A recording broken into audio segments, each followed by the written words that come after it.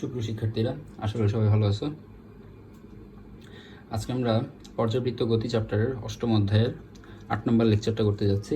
এই লেকচারে আজকে আমরা সরল ছন্দিত স্পন্দনের যান্ত্রিক শক্তি কীভাবে নির্ণয় করতে হয় সেটা শিখব।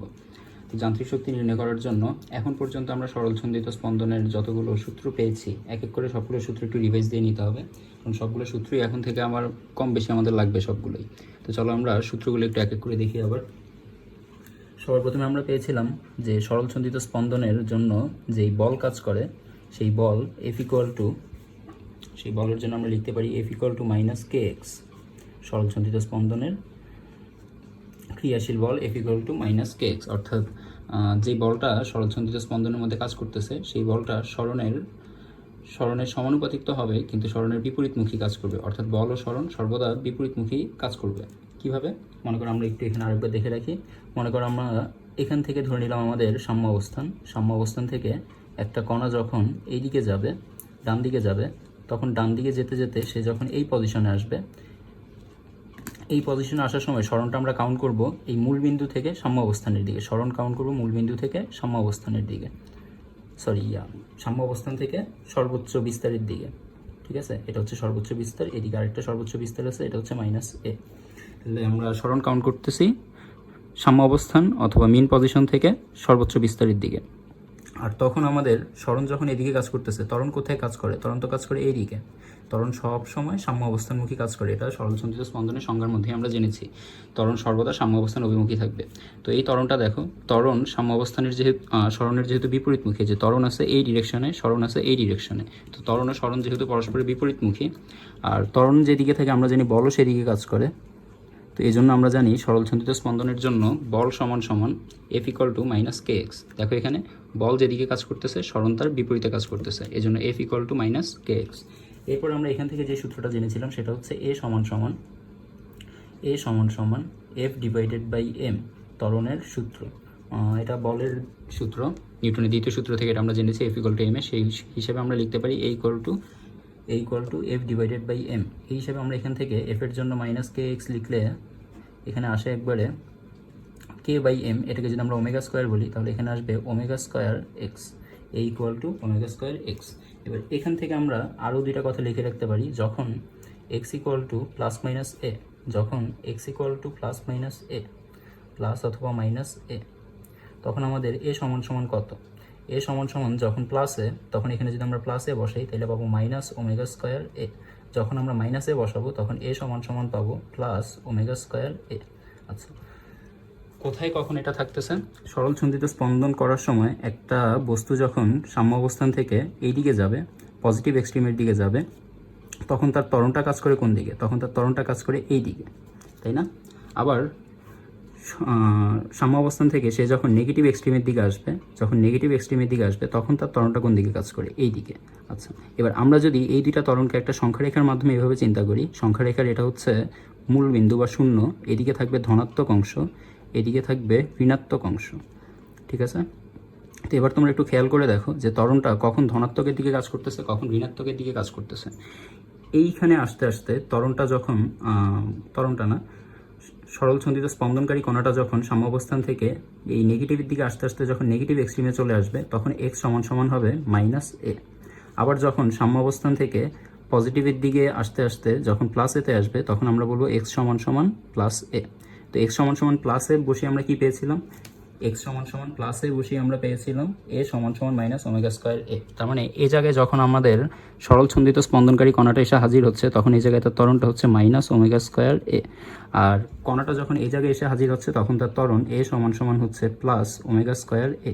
তো এখান থেকে আমরা কি বুঝতে পারি? দেখো তো, এইদিকে যখন আসে তখন ত্বরণটা এই সংখ্যারেখার ঋণাত্মকের দিকে যাচ্ছে না। ত্বরণটা দেখো, সংখ্যারেখার ঋণাত্মক অংশটা হচ্ছে এটা হচ্ছে সংখ্যারেখার ঋণাত্মক অংশ, এটা হচ্ছে সংখ্যারেখার ধনাত্মক অংশ। তো ত্বরণটা যখন আমাদের পজিটিভ এক্সট্রিমে এসে যখন কণাটা হাজির হচ্ছে, তখন কণাটার ত্বরণ কোন দিকে কাজ করতেছে? তখন কণাটার ত্বরণ কাজ করতেছে সাম্য অবস্থানের দিকে, এবং সাম্য অবস্থানের দিকে কাজ করা মানে হচ্ছে সে ঋণাত্মকের দিকে, এই যে সংখ্যারেখার ঋণাত্মকের দিকে কাজ করতেছে। অতএব এর জন্য এখানে আমাদের ত্বরণের জন্য নেগেটিভ চিহ্ন আসতেছে। আবার যখন কণাটা সাম্য অবস্থান থেকে ধীরে ধীরে নেগেটিভ এক্সট্রিমের দিকে চলে আসছে, তখন নেগেটিভ এক্সট্রিম থেকে ত্বরণটা কোন দিকে কাজ করতেছে? দেখো তো, নেগেটিভ এক্সট্রিম থেকে ত্বরণটা কাজ করতেছে সংখ্যা রেখার ধনাত্মকের দিকে। তো সংখ্যা রেখার ধনাত্মকের দিকে কাজ করতেছে, এই জন্য আমাদের এখানে ত্বরণটাও ধনাত্মক। আমরা বুঝতে পারছি ত্বরণ কোথায় ধনাত্মক কোথায় ঋণাত্মক। নেগেটিভ এক্সট্রিমের দিকে ত্বরণ ধনাত্মক, পজিটিভ এক্সট্রিমে ত্বরণ ঋণাত্মক। চাইলে আমরা লিখে রাখতে পারি নেগেটিভ এক্সট্রিমে ত্বরণ ধনাত্মক, নেগেটিভ এক্সট্রিমে অ্যাক্সিলারেশন পজিটিভ এবং পজিটিভ এক্সট্রিমে অ্যাক্সিলারেশন, পজিটিভ এক্সট্রিমে অ্যাক্সিলারেশন, নেগেটিভ এক্সট্রিমে অ্যাক্সিলারেশন পজিটিভ এবং পজিটিভ এক্সট্রিমে অ্যাক্সিলারেশন নেগেটিভ। সোজা কথা, ঠিক আছে। আচ্ছা, ত্বরণের এই ইকুয়েশনটা আমরা যখন জেনেছিলাম তখন এখানে কে বাই এম এর জন্য আমরা কি বসাইছি, আমরা এটা 3 নম্বর সূত্র দিয়ে এখনই লিখে রাখি। কে বাই এম এর জন্য আমরা বসাইছি omega square. K by m সমান সমান যদি কে বাই এম সমান সমান যদি ওমেগা স্কয়ার হয়, তাহলে এখান থেকে আমরা বলতে পারি ওমেগা সমান সমান root over k by m হবে। ঠিক আছে, বুঝতে পারতেছি। আচ্ছা, তো এখন পর্যন্ত আমরা 3টা সূত্র পেলাম। এরপরে আমরা কি জেনেছিলাম, এরপরে আমরা বেগের জন্য জেনেছিলাম বেগ ভি সমান সমান হচ্ছে, আচ্ছা বেগের জন্য পরে যাই, আমরা আগে এক্স থেকে আসি। এক্স সমান সমান আমরা সমীকরণ জেনেছিলাম এক্স ইকুয়াল টু ছিল এ সাইন ওমেগা টি প্লাস ফাই, এ সাইন ওমেগা টি প্লাস ফাই। আচ্ছা, কখন কোথায় এটা কাজ করে, এই সূত্রটাও আবার কনস্ট্যান্ট না, এই সূত্র পজিশনের উপর ডিপেন্ড করে, কোন পজিশন থেকে যাত্রা শুরু করতেছে টি ইকুয়াল টু 0 টাইমে তার উপর। তো মনে করি টি ইকুয়াল টু 0 টাইমে যদি এই পয়েন্ট থেকে যাত্রা শুরু করে, তখন আমাদের এটা হচ্ছে পজিটিভ এক্সট্রিম, এটা হচ্ছে নেগেটিভ এক্সট্রিম। আচ্ছা, তো টি ইকুয়াল টু 0 থেকে যখন পজিটিভ এক্সট্রিমের দিকে যাত্রা করে তখন আমাদের ইকুয়েশন হচ্ছে এটা। টি ইকুয়াল টু 0 থেকে যদি নেগেটিভ এক্সট্রিমের দিকে যাত্রা করে, টি ইকুয়াল টু 0 সময়ে যদি নেগেটিভ এক্সট্রিমের দিকে যাত্রা করে, তখন আমাদের ইকুয়েশন আসবে x equal to minus a sine omega T plus phi. আচ্ছা, এবার টি ইকুয়াল টু 0তে যদি এইখান থেকে যাত্রা শুরু করে, তখন আমাদের ইকুয়েশন আসবে x equal to a cos omega T plus phi. Bracket দাও, এখানে অ্যাঙ্গেলের জন্য ব্র্যাকেট দাও। আচ্ছা, এরপর যদি টি ইকুয়াল টু 0তে যদি এখান থেকে যাত্রা শুরু করে, টি ইকুয়াল টু 0তে এখান থেকে যাত্রা শুরু করলে আসবে x equal to minus a cos omega T plus phi. আচ্ছা, আমাদের এই লেকচারে এই অংশটা কাজে না লাগলেও আমাদের 9 নম্বর লেকচারে এই অংশটা খুব কাজে লাগবে। যখন আমরা 9 নম্বর লেকচারে সরল ছন্দিত স্পন্দনের জন্য গ্রাফ পড়তে যাব, তখন আমাদের গ্রাফে এই অংশগুলো খুব কাজে লাগবে। আচ্ছা, এরপরে এক্সের সূত্রটা যখন আমরা পেয়েছিলাম, তখন সাথে সাথে এটাকে ডিফারেন্সিয়েট করে, এটা ডিফারেন্সিয়াল ইকুয়েশন হিসাবে ডিফারেন্সিয়েট করে আমরা এখান থেকে বেগ পেয়েছিলাম। আমরা ডিডিটি অফ এক্স এখান থেকে পেয়েছিলাম বেগ ভি। তো বেগ ভি সমান সমান কী আসবে, এটাকে ডিফারেন্সিয়েট করলে আমরা পাবো এ কস ওমেগা টি প্লাস ফাই। আচ্ছা, এরপর আমরা এই পুরাটাকে যেহেতু ডিফারেন্সিয়েট করছি টি এর জন্য, যেহেতু আমরা ডিফারেন্সিয়েট করছি, আমরা যেহেতু টি এর সাপেক্ষে ডিফারেন্সিয়েট করছি, এজন্য টি তো একবারে টিকে ডিফারেন্সিয়েট করতে পারিনি, টিকে প্রথমে ধরে নিতে হয়েছিল সাইনের ভিতর। তো সাইনকে আমরা একবার ডিফারেন্সিয়েট করে এরপরে আবার আলাদা করে ওমেগা টি এর যখন ডিফারেন্সিয়েট করবো তখন আরেকটা ওমেগা পাবো। তো ভি এর জন্য আমরা পেয়েছিলাম ভি সমান এ ওমেগা কস ওমেগা টি প্লাস ফাই। এখান থেকে আমরা আবার অ্যাক্সিলারেশনের জন্য পেয়েছিলাম, অ্যাক্সিলারেশন ছিল ডিটি অফ ভি। এখান থেকে আসছিল অ্যাক্সিলারেশনের জন্য এটাকে আবার ডিফারেন্সিয়েট করবো, এটাকে আবার ডিফারেন্সিয়েট করলে পাওয়া যাবে এ ওমেগা কস ওমেগা টি প্লাস ফাইকে যদি আমরা ডিফারেন্সিয়েট করি তাহলে পাবো সাইন ওমেগা টি প্লাস ফাই। আচ্ছা, এখন সাইন ওমেগা টি প্লাস ফাইয়ের সাথে একটা মাইনাসও পাওয়া যাবে, কসকে ডিফারেন্সিয়েট করলে আসে minus sine theta, DDT of cos theta equal to আসবে মাইনাস সাইন থিটা। তো সাইন থিটা আসছে, পাশে একটা মাইনাস আসছে। তো আমরা যেহেতু টিকে ডিফারেন্সিয়েট করতে যাচ্ছিলাম, তো টি ছিল কসের ভিতর থিটা হিসাবে, এবার থিটাটাকে আলাদাভাবে আমরা ডিফারেন্সিয়েট করবো, থিটাটাকে আলাদাভাবে ডিফারেন্সিয়েট করলে এখান থেকে আসবে আবার একটা ওমেগা। তো এই ওমেগার সাথে ওমেগাটা একত্রিত হয়ে একবার হয়ে যাবে ওমেগা স্কোয়ার। তো দেখো এর জন্য এখানেও একটা ইকুয়েশন আছে আমাদের কাছে, এখানেও একটা ইকুয়েশন আছে, ঠিক আছে। এই ইকুয়েশনটাতে এই অংশটা যখন, ভালো করে শোনো, যখন তোমার এ ম্যাক্সিমাম লাগবে, এখানে আমরা যে এগুলো লিখেছিলাম, এই যে এখানে যে এটা লিখেছিলাম, এটা লিখেছিলাম এই পয়েন্টের জন্য, এক্সট্রিম পয়েন্টের জন্য, মনে রাখবা এক্সট্রিম পয়েন্টে এ ম্যাক্সিমাম, যে কোনো এক্সট্রিমে হোক, এক্সট্রিম পয়েন্টে এ ম্যাক্সিমাম থাকবে, এক্সট্রিম পয়েন্টে এ ম্যাক্সিমাম বা সর্বোচ্চ বিস্তার। এক্সট্রিম পয়েন্টকে আমরা বাংলায় কি বলবো, বাংলায় বলবো সর্বোচ্চ বিস্তার। তার মানে আমাদের সর্বোচ্চ বিস্তারে ত্বরণ থাকবে সর্বোচ্চ বিস্তারে ত্বরণ সর্বোচ্চ হবে। তো দেখো এখানে এই ত্বরণটাও সর্বোচ্চ, এই ত্বরণটাও সর্বোচ্চ। আমরা সর্বোচ্চ ত্বরণটাকে চাইলে এই ইকুয়েশন থেকেও বের করতে পারি। কিভাবে বের করতে হবে ভালো করে শোনো, যখন ত্বরণ সর্বোচ্চ তখন এই পার্টটাকেও তোমার সর্বোচ্চ লাগবে। যখন তোমার ত্বরণের মান সর্বোচ্চ তখন এই পার্টটাকেও অবশ্যই সর্বোচ্চ হতে হবে। তাহলে এই পার্টটা যদি সর্বোচ্চ হতে হয়, আমরা জানি সাইনের সর্বোচ্চ ভ্যালু কত, সাইনের সামনে এখানে আছে theta, omega t plus phi. তো এই ওমেগা টি প্লাস ফাই এই পার্টটাকে যদি আমরা মনে মনে থিটা বলি, তোমরা বলো তো সাইন থিটার সর্বোচ্চ ভ্যালু কত? সাইন থিটার সর্বোচ্চ ভ্যালু হচ্ছে 1। তাহলে এখানে এই সাইন ওমেগা টি প্লাস ফাই এটাকেও 1 হইতে হবে। কখন? যখন আমরা একে ম্যাক্সিমাম চাইবো, অর্থাৎ ত্বরণকে যখন সর্বোচ্চ চাইবো তখন। তাহলে সুতরাং ত্বরণ সর্বোচ্চ হলে আমরা বলতে পারি, ত্বরণ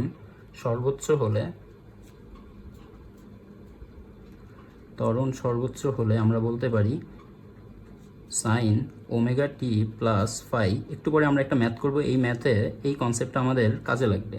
ম্যাথটা বুয়েটের অ্যাডমিশন টেস্টে এসেছিল। একটু পরে যখন ম্যাথটা করব তখন আমরা দেখব এই অংশটা বা এই ইনফরমেশনটা আমাদের কীভাবে কাজে লাগতেছে। তো তাও আমরা এখনই জেনে নিই যে ত্বরণ সর্বোচ্চ হলে সাইন ওমেগা টি প্লাস ফাই অর্থাৎ সাইন থিটা এটার ভ্যালু 1 হবে। তাহলে এটার ভ্যালু যদি 1 হয়, এই ইকুয়েশন থেকে আমরা বলতে পারি সুতরাং এ সমান সমান মাইনাস এ ওমেগা স্কোয়ার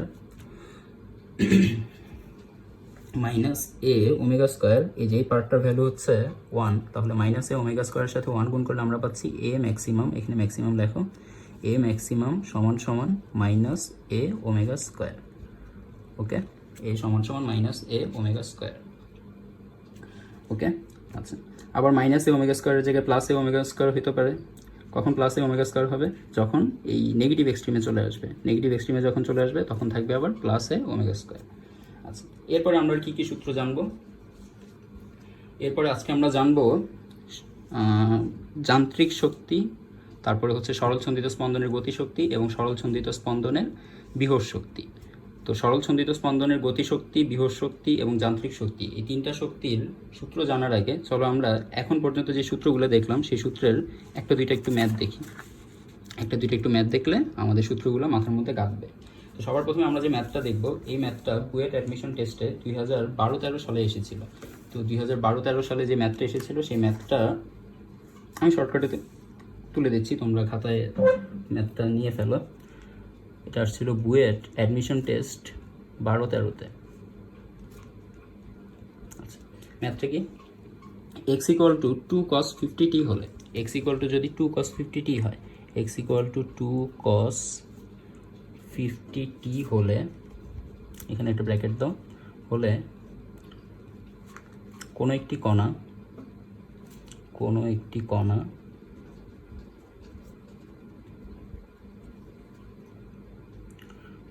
কণা এর বেগ কত? আচ্ছা, এখানে আমাদেরকে বলে দিছে, কোশ্চেনের মধ্যে ডিটেলসে লেখা ছিল যে কণাটা সরল ছন্দিত স্পন্দনকারী একটা কণা ছিল। তো আমরা যেহেতু এখানে কোথাও উল্লেখ করিনি সরল ছন্দিত স্পন্দনকারী কণা, আমরা এখানে লিখে দিলাম সাইডে ব্র্যাকেটে যে কণাটা SHM সম্পন্ন কণা, তো সরল ছন্দিত স্পন্দন সম্পন্ন কণা। তো এখানে আমাদেরকে জিজ্ঞেস করছে বেগ কত, আমাদেরকে 4টা অপশন দিয়ে দিছে। প্রথম অপশনে আছে 100 sin 50t, এরপরে আছে 100 cos 50t, দেন আছে 100, দেন আছে 200। আচ্ছা, এখন বলো তো আমাদের অ্যান্সার কোনটা হবে? তো সবার প্রথমে আমরা এটার অ্যান্সার বের করার জন্য যে কাজটা করব সেটা হচ্ছে, এই যে আমাদের একটা ইকুয়েশন আছে, এই যে একটা ইকুয়েশন দিয়েছে, এই ইকুয়েশনটাকে আমরা, এই যে এখানে একটা ইকুয়েশন দিয়েছে, এই ইকুয়েশনটাকে সরলছন্দিত স্পন্দনের যে ইকুয়েশনটা দিয়েছে, এই ইকুয়েশনটাকে আমরা আদর্শ সরলছন্দিত স্পন্দনের ইকুয়েশনের সাথে তুলনা করে বিস্তার এবং কম্পাঙ্ক এই দুইটা জিনিস একটু জেনে নেব। তো আমরা জানি আদর্শ সমীকরণটা হচ্ছে x equal to a sin omega T plus phi, a sin omega T plus phi. তো এখান থেকে আমাদের কী জানতে হবে? যেহেতু আমাদেরকে বেগ জিজ্ঞেস করেছে, আর বেগের জন্য আমরা কি জানি? বেগ v সমান সমান হচ্ছে ওমেগা এ, জানি এটা বেগ v সমান সমান যে ওমেগা এ। দেখো একটু আগে আমরা একটি ইকুয়েশন দেখেছিলাম বেগের জন্য, যে বেগ v সমান সমান a omega cos omega T plus phi, ঠিক আছে?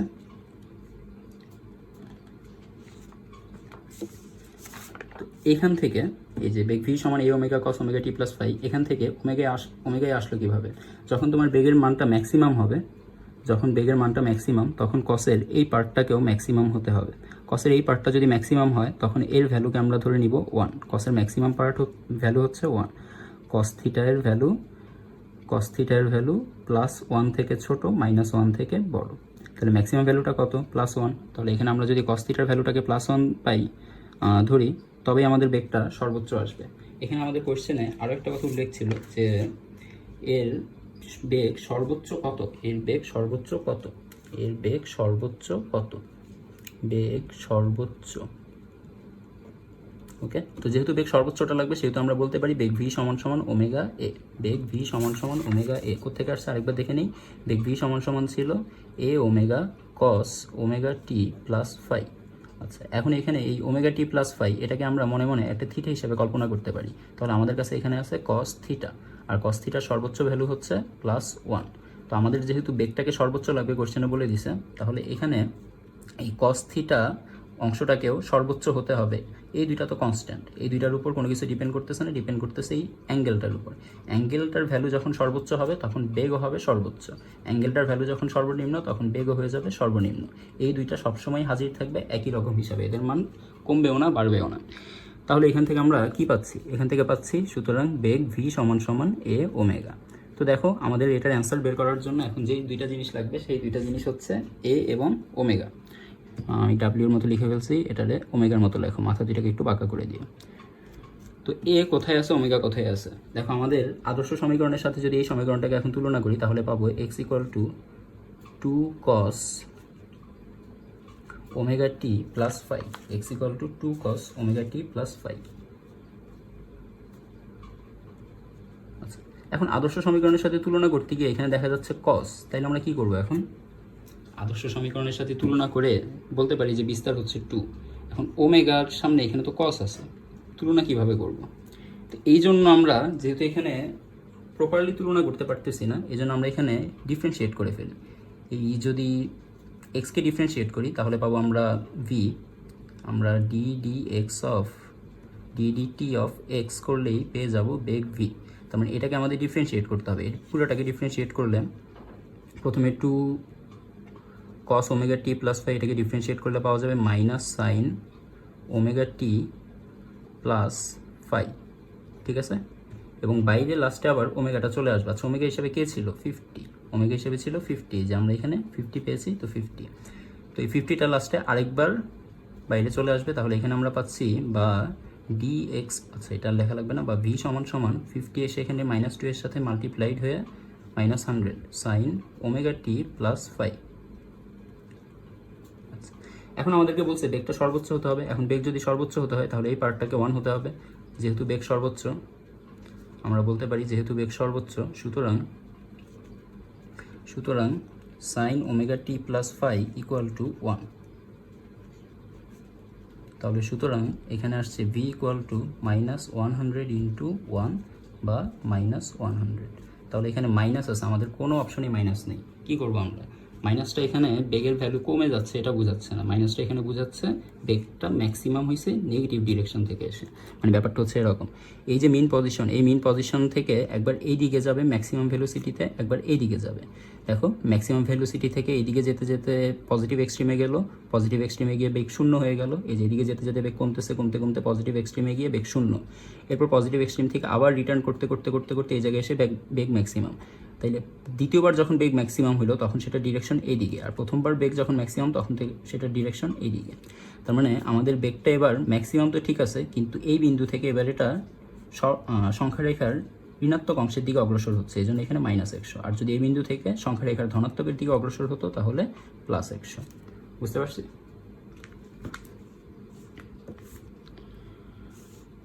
আচ্ছা, এখন এটার ইউনিট কি? ইউনিট দিয়ে দিই, মিটার পার সেকেন্ড।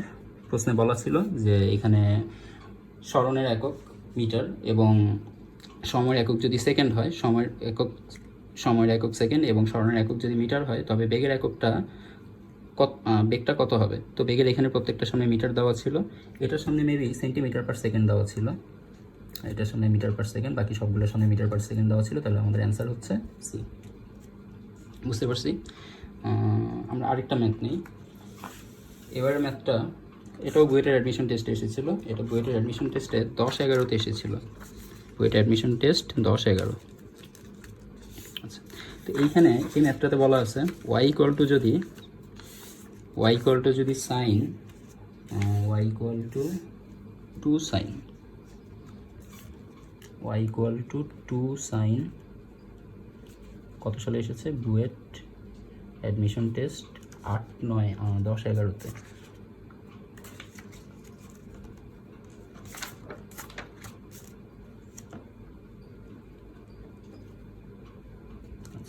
কোশ্চেনটা কি, y equal to 2 sine 3140t minus x.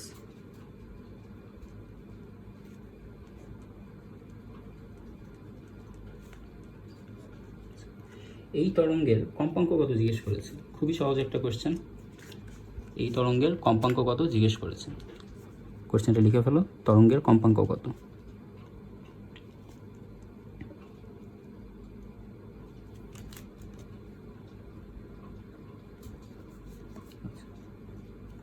Option দিয়েছে তোমাকে 400 হার্টজ, অপশন দিয়েছে 500 সাইকেল, অপশন দিয়েছে 500 হার্টজ, অপশন দেওয়া আছে 250 হার্টজ। আচ্ছা, কারেক্ট অ্যান্সার কোনটা? এখানে কারেক্ট অ্যান্সার হচ্ছে 500 হার্টজ। এখন কথা হচ্ছে কীভাবে 500 হার্টজ হবে। তো আমরা এই যে সমীকরণটা, এই সমীকরণটাকে যদি এখন আদর্শ সমীকরণের সাথে তুলনা করি, তাহলে দেখতে পাই যে এক্স ইকুয়াল টু আছে, আদর্শ সমীকরণটা হচ্ছে x equal to a sine omega T plus phi. আচ্ছা, তো আমরা এইভাবে ধরতে পারি, এখানে ওয়াইতে আছে 2 সাইন, তাহলে 2 আছে এর পরিবর্তে বা এর জায়গায়, তার মানে আমাদের এর ভ্যালু হচ্ছে 2, সুতরাং আমরা বলতে পারি বিস্তার এ সমান সমান 2। আচ্ছা, আর কি জানি, টি এর জায়গায় টি আছে, ওমেগার জায়গায় আছে 3140, যেখানে ওমেগা সেখানে ওমেগার জায়গায় 3140, তাহলে আমরা বলতে পারি সুতরাং কৌণিক কম্পাঙ্ক ওমেগা সমান সমান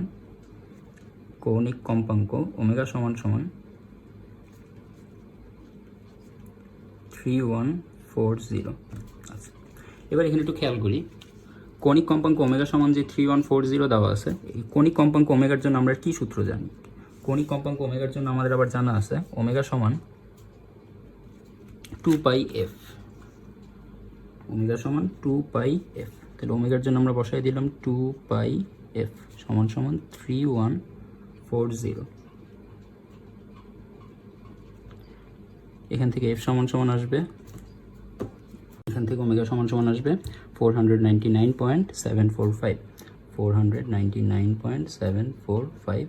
তো এটাকে আমরা অলমোস্ট 500 হার্টজ বলতে পারি। ক্লিয়ার? এরপরে আমাদের কাছে আরেকটা কোশ্চেন আছে, এখানে দেওয়া আছে যে ওয়াই ইকুয়াল টু, এটা এসেছিল কুয়েট 15-16 কোয়েশ্চেন, 15-16 ব্যাচের অ্যাডমিশন টেস্টের কোয়েশ্চেন। তো এখানে কি আছে, এই কোয়েশ্চেনটাতে আমাদের কাছে আছে ওয়াই ইকুয়াল টু 10 সাইন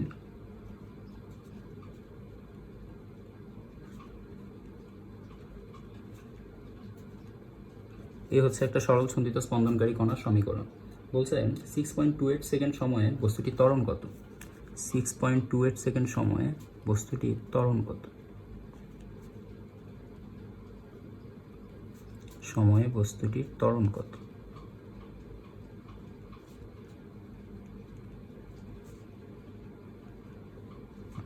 ত্বরণের জন্য আমরা কি করব, আমরা এই যে সরণের ইকুয়েশনটা আছে, ওয়াইয়ের সমীকরণ দিলেও সেটা সরণের ইকুয়েশন, এক্স এর সমীকরণ দিলেও সেটা সরণের ইকুয়েশন। তো এই যে সরণের ইকুয়েশনটা দিয়েছে, এই সরণের ইকুয়েশনটাকে আমরা যদি দুইবার ডিফারেন্সিয়েট করি, তাহলে আমরা বেগের মানে প্রথমবার ডিফারেন্সিয়েট করলে বেগের ইকুয়েশন পাবো, আর দ্বিতীয়বার ডিফারেন্সিয়েট করলে ত্বরণের ইকুয়েশন পাবো। তো চলো দুইবার ডিফারেন্সিয়েট করে ফেলি। তো প্রথমবার ডিফারেন্সিয়েট করে বেগের জন্য পাবো ভি সমান সমান 10 থাকবে, সাইনকে আমরা ডিফারেন্সিয়েট করলে পাবো কস, সামনে থিটা আছে, থিটা থেকে যাবে, থিটা হচ্ছে 12t মাইনাস π/3। আচ্ছা, এবার এটাকে পুরাটাকে যখন ডিফারেন্সিয়েট করছি তখন টি এর টার্মসে ডিফারেন্সিয়েট করছি, তো টি যেহেতু সাইনের ভিতর ছিল সেহেতু টিকে আরেকবার ডিফারেন্সিয়েট করতে হবে, এই টিকে আরেকবার ডিফারেন্সিয়েট করলে এখান থেকে আসবে 12। ওকে, আচ্ছা বেগ পেয়ে গেছি, এবার বেগকে আরেকবার ডিফারেন্সিয়েট করবো, তাহলে আমরা ত্বরণ পাবো। আমরা যদি dt অফ v করি তাহলে এখন ত্বরণ চলে আসবে। তো ত্বরণের জন্য আমরা পাচ্ছি এটাকে আরেকবার ডিফারেন্সিয়েট করতে হবে, তাহলে পুরোটাকে আরেকবার ডিফারেন্সিয়েট করলে 10 10ই থাকবে, কস থিটাকে ডিফারেন্সিয়েট করলে আমরা পাবো মাইনাস সাইন থিটা, থিটা কত আছে 12t মাইনাস π/3, ইন্টু 12, 12টাকে চাইলে এটার সাথে এনে গুণও দেওয়া যেত, দিনে যখন আপাতত থাকুক, ইন্টু 12, ঠিক আছে।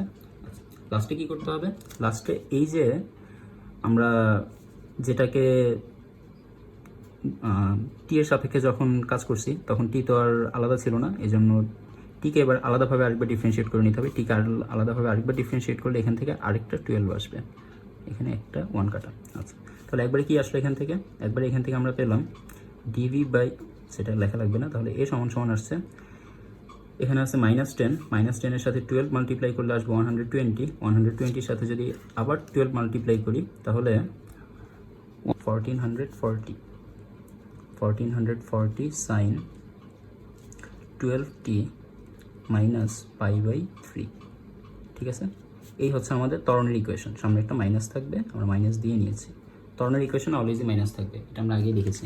তো এই যে ত্বরণের ইকুয়েশনটা আমরা পেলাম, এবার এখানে আমাদের জিজ্ঞেস করেছে 6.28 সেকেন্ড সময় বস্তুটির ত্বরণ কত। তাহলে এই ইকুয়েশনে যে জায়গাটি টি আছে সেই জায়গাটি টি এর ভ্যালু বসিয়ে দাও, তাহলে তুমি এবার 6.28 সেকেন্ডে ত্বরণ পেয়ে যাবে। তাহলে সুতরাং বলতে পারো acceleration in 6.28 second equals, calculate করে ফেলো, এখানে -1386.3631 ms ইনভার্স 2। ওকে, এটাকে চাইলে কিলোমিটার টার্মসে বলতে পারি, -1.386 কিলোমিটার পার সেকেন্ড স্কোয়ার। লক্ষ্য করো, আমরা এখানে যখন ক্যালকুলেট করেছিলাম তখন আমাদের ক্যালকুলেটরটা ছিল ডিগ্রি মোডে। দেখো এখানে এখন আমি ক্যালকুলেটরটা চেঞ্জ করে যখন ডিগ্রি মোডে নিয়ে আসি তখন আমাদের এখানে অ্যান্সার আসতেছে -1386.36314 ... এত মিটার পার সেকেন্ড স্কোয়ার। কিন্তু এটাকে যখন আমরা রেডিয়ানে নিয়ে যাচ্ছি তখন রেডিয়ানে নিলে আসতেছে 1273.6800 something metre per second square. এখন আমাদের অ্যান্সার কোনটা, আমাদের অপশনে অ্যান্সার যেটা দেওয়া ছিল সেটা ছিল 1.27 কিলোমিটার পার সেকেন্ড স্কোয়ার, সেখানে -10 কিছু ছিল না। মাইনাস আমরা নেগলেক্ট করতে পারি, কারণ এখানে মাইনাস দিয়ে জাস্ট ডিরেকশনটা বোঝানো হয়েছে, মাইনাস এখানে তেমন ম্যাটার করে না। তো এখানে ম্যাটার করে যে জিনিসটা সেটা হচ্ছে ভ্যালুটাকে আমাদের অবশ্যই রেডিয়ানে ক্যালকুলেট করতে হবে, ভ্যালুটাকে অবশ্যই আমাদেরকে রেডিয়ানে ক্যালকুলেট করতে হবে। যে কোনো সময় আমরা ক্যালকুলেটরটাকে দেখে নিব রেডিয়ান মোডে আছে কিনা, ঠিক আছে। এরপর তোমাদেরকে একটা কোশ্চেন দিয়ে দিই বাসার জন্য, তোমরা এই কোশ্চেনটা বাসায় সলভ করবা। এরপর আমরা চলে যাব আজকের আসল টপিক। আজকে আমরা করতে যাচ্ছি সরল ছন্দিত স্পন্দনের শক্তির ইকুয়েশনগুলো দেখব। সরল ছন্দিত স্পন্দন গতির জন্য শক্তির সমীকরণ বা শক্তি নির্ণয়ের জন্য বেসিকগুলো দেখবো এক এক করে। তো এখানে একটু খেয়াল করো, তোমাদের জন্য বাসার যে হোমওয়ার্ক সেই হোমওয়ার্কটা হচ্ছে বিস্তার পর্যায়কাল কত। ফার্স্ট কোয়েশ্চেন হচ্ছে বিস্তার ও পর্যায়কাল কত, বিস্তার ও পর্যায়কাল কত। সেকেন্ড কোয়েশ্চেনে জিজ্ঞেস করেছে এই তরঙ্গটার জন্য কি বলা যায়, মোট যান্ত্রিক শক্তি নির্ণয় করা বা মোট শক্তি নির্ণয় করা। মোট শক্তি মানে কণাটা, সরল ছন্দিত স্পন্দনকারী কণাটার মোট শক্তি কত, এই হচ্ছে পুরো কোয়েশ্চেনটা আর কি। আমি সব শর্টকাটে লিখেছি যে মোট শক্তি কত। চলে যেতে হবে নতুন টপিকে, সরল ছন্দিত স্পন্দনের জন্য শক্তি নির্ণয়ের টপিক। সরল ছন্দিত স্পন্দনে কীভাবে আমরা শক্তি নির্ণয় করব। ওকে,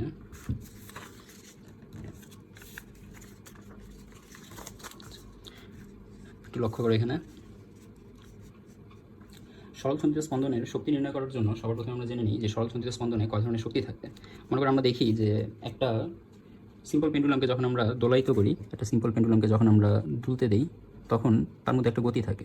সে একটা গতিতে যেতে যেতে এক জায়গায় গিয়ে থেমে ওইখান থেকে আবার গতিতে গতিশীল হয়ে পড়তে আবার একটা পর্যায়ে গিয়ে থামে, এরকম করে সে দোলায়িত হয়। এটা হচ্ছে একটা সিম্পল পেন্ডুলাম। এছাড়া আমরা সিম্পল পেন্ডুলাম ছাড়া সরল ছন্দিত স্পন্দনকারী অন্য কোনো উদাহরণের দিকে যদি যাই সেক্ষেত্রে আমরা স্প্রিংয়ের দিকে যেতে পারি। একটা স্প্রিং যখন আমরা স্প্রিংকে তার মিন পজিশন থেকে, এটা মনে করি স্প্রিংয়ের মিন পজিশন মানে কি, মিন পজিশন মানে হচ্ছে সাম্যাবস্থা থেকে স্প্রিংকে টেনে যখন আমরা এই পর্যন্ত এনে ছেড়ে দিব তখন স্প্রিংটা দুলতে থাকবে। তার মানে এখানেও স্প্রিং গতিটার এখানেও একটা বেগ আছে। আমরা দেখতে পাচ্ছি সরল ছন্দিত স্পন্দনের মধ্যে বেগ আছে। এতদিন তো আমরা দেখেছি, আমরা সরল ছন্দিত স্পন্দনের বেগের জন্য ইকুয়েশন পেয়েছি, ত্বরণের জন্য ইকুয়েশন পেয়েছি, বেগের জন্য পেয়েছি ওমেগা এ, অথবা পেয়েছি এ ওমেগা কস ওমেগা টি প্লাস ফাই, পেয়েছি না। আচ্ছা, এবার তো যেহেতু বেগ আছে সরল ছন্দিত স্পন্দনে তাহলে গতিশক্তিও থাকবে, এটা তো জানা কথাই যে যারই বেগ থাকে, যে বস্তুটারই বেগ থাকে, সেই বস্তুটা একটা গতিশক্তি থাকে। বেগের কারণে তার মধ্যে যে শক্তিটা অর্জিত হয় সেটাকে আমরা গতিশক্তি বলি। তো যেহেতু সরলছন্দিত স্পন্দনকারী কণাদের গতিশক্তি মানে বেগ আছে, সেহেতু তাদের গতিশক্তি থাকবে। এবার হচ্ছে বিভব শক্তি। তাদেরকে বিভব শক্তি থাকবে কিনা, সরলছন্দিত স্পন্দনে বিভব শক্তি থাকবে কি থাকবে না সেটা ডিপেন্ড করতেছে যে এই সরলছন্দিত স্পন্দনের কারী যে কণাগুলো আছে, এই কণাগুলো কি বলে এটাকে, এই কণাগুলো কি কোনো কনজারভেটিভ ফোর্সের কাজ করতেছে নাকি নন কনজারভেটিভ ফোর্সে কাজ করতেছে। দেখো, আমরা যখন সরলছন্দিত স্পন্দন করার জন্য কোনো কিছুর উপর বল প্রয়োগ করি, এটার উপর বল প্রয়োগ করে যখন আমরা ছেড়ে দিব, তখন এর ভিতরে একটা প্রত্যয়নী বল সৃষ্টি হবে। আর যে সকল বস্তু বা যে সকল বল প্রত্যয়নী বল, মানে যে সকল বস্তুর মধ্যে প্রত্যয়নী বল থাকে, বা যে সকল ঘটনার মধ্যে এরকম প্রত্যয়নী বল বিরাজ করে, যেমন মনে করো মহাকর্ষ বল একটা প্রত্যয়নী বল। আমি যখন এই কলমটাকে তুলে উপরে উঠিয়ে ছেড়ে দিব, তখন তাকে মহাকর্ষ বলের বিরুদ্ধে উঠিয়েছি, এজন্য কলমটার ভিতরে একটা প্রত্যয়নী বল সৃষ্টি হয়েছে। এই প্রত্যয়নী বলের কারণে তাকে ছেড়ে দেওয়ার সাথে সাথে সে আবার নিচে পড়ে যাচ্ছে, তাই না? এখানেও সেম কাহিনী। স্প্রিংকে যখন আমি টানতেছি, তখন স্প্রিংয়ের ভিতরে একটা প্রত্যয়নী বল সৃষ্টি হচ্ছে। এই প্রত্যয়নী বলটা বক্সটাকে আবার আগের দিকে ফিরিয়ে আনতে চায়। প্রত্যয়নী মানে হচ্ছে ফিরিয়ে আনার বল, প্রত্যয়নী মানে হচ্ছে প্রত্যাবর্তন করানোর জন্য যে বলটা দরকার সেটাই হচ্ছে প্রত্যয়নী বল। তো এবার যেহেতু এখানে একটা প্রত্যয়নী বল আছে, আর প্রত্যয়নী বলটাই হচ্ছে সংরক্ষণশীল বল বা কনজারভেটিভ ফোর্স। যখনই কোথাও কনজারভেটিভ ফোর্স থাকবে, মাথায় রাখবা যে যখনই কোনো সিস্টেমে কনজারভেটিভ ফোর্স থাকবে, তখনই আমরা মাথায় রাখবো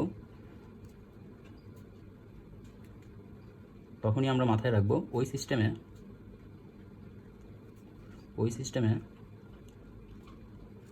পটেনশিয়াল এনার্জি থাকবে। এটা মাস্ট, পটেনশিয়াল এনার্জি থাকবে।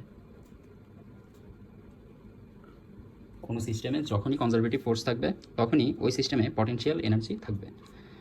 তো যেহেতু আমরা দেখেছি যে স্প্রিং ফোর্সের জন্য F = -kx সূত্রটা ব্যবহৃত হয়, এবং এই -kx এর মধ্যে যেই -kx = যে F বলটা, এই F বলটা যেহেতু একটা কনজারভেটিভ ফোর্স, এই যে স্প্রিং ফোর্স যেহেতু কাইন্ড অফ একটা কনজারভেটিভ ফোর্স, আমরা এটাকে স্প্রিং ফোর্সের সূত্র বলতে পারি, এটাকে FCও বলতে পারি। যেহেতু স্প্রিং ফোর্স একটা কনজারভেটিভ ফোর্স, স্প্রিং ফোর্সের কারণে মানে স্প্রিং বলটা হচ্ছে একটা প্রত্যয়নী বল। তো প্রত্যয়নী বল মানে হচ্ছে যখনই আমি তাকে টেনে এ পর্যন্ত আনতেছি, তখন স্প্রিংয়ের ভিতরে একটা শক্তি জমা হচ্ছে তাকে আগের জায়গায় ফিরিয়ে নেওয়ার জন্য। এই যে এই বক্সটাকে টেনে যখন এখানে নিয়ে আসছি, তখন বক্সটাকে আবার তার আগের অবস্থানে ফিরিয়ে নেওয়ার জন্য এই স্প্রিংয়ের ভিতরে একটা শক্তি সৃষ্টি হয়েছে। এই যে শক্তিটা সৃষ্টি হয়েছে, এই শক্তিটা সৃষ্টি হওয়ার কারণে আমরা বলতেছি এখানে একটা বিভব শক্তি জমা হয়েছে। প্রত্যয়নী বলটাই হচ্ছে যেই শক্তিটার জন্ম দেয়, সেই শক্তিটাকে আমরা বলি বিভব শক্তি। তাহলে আমরা বলতে পারি স্প্রিং ফোর্স একটা কনজারভেটিভ ফোর্স, আর যখনই কোথাও কনজারভেটিভ ফোর্স থাকবে, তখনই মনে রাখবা ওই সিস্টেমে পটেনশিয়াল এনার্জি থাকবে। ঠিক আছে?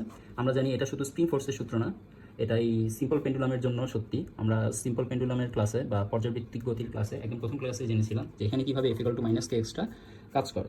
কীভাবে -kx কাজ করে, যখন এখান থেকে সরণটা এদিকে হয়, তখন এটা এদিকে কাজ করে। তাহলে আমরা দেখতে পাচ্ছি যে বল সরণের সমানুপাতিক ও বিপরীতমুখী, এজন্য এইখানেও আমরা বলতে পারি F = -kx কাজ করতেছে। তো এখন পর্যন্ত আমরা যেই দুইটা ধারণায় উপনীত হলাম, সেই দুইটা ধারণার একটা হচ্ছে সরলছন্দিত স্পন্দন গতির একটা গতিশক্তি থাকবে, কারণ এদের কাছে বেগ আছে, এরা বেগে দুলতে থাকে। এই বেগে অনবরত সামনের দিকে যে ট্রং যেতেছে এরকম যাওয়া আসা করে, এই জন্য তার মধ্যেও একটা বেগ কাজ করতেছে, গতিশক্তি থাকবে। তো সরলছন্দিত স্পন্দনকারী কণার গতিশক্তিও আছে, বিভব শক্তিও আছে। ওকে, তাহলে আমরা এতক্ষণ পর্যন্ত যেটা জেনেছি সেটা হচ্ছে, সুতরাং সরলছন্দিত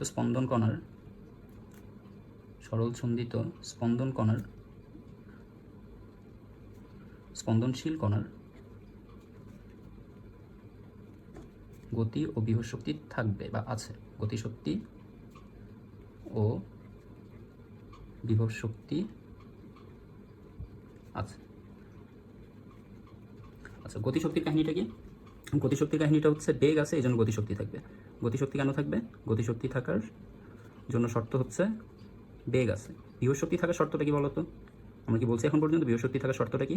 বিভব শক্তি থাকার শর্তটা হচ্ছে কনজারভেটিভ ফোর্সের বিরুদ্ধে কাজ হচ্ছে, এই জন্য বিভব শক্তি থাকতেছে। ঠিক আছে? আচ্ছা, বিভব শক্তির জন্য সরণ কীভাবে হিসাব করব? মনে করো এটা হচ্ছে স্প্রিংয়ের সাম্য অবস্থানটাকে আমরা এই বিন্দু হিসাবে ধরলাম। এখান থেকে আমি টানতে টানতে মনে করো বক্সটাকে এ পর্যন্ত আনতে পারলাম। তো যে পর্যন্ত আমি আনবো বক্সটাকে, এটাকে আমি বলবো সর্বোচ্চ বিস্তার। এখান থেকে এই পর্যন্ত হচ্ছে আমার সর্বোচ্চ বিস্তার এ।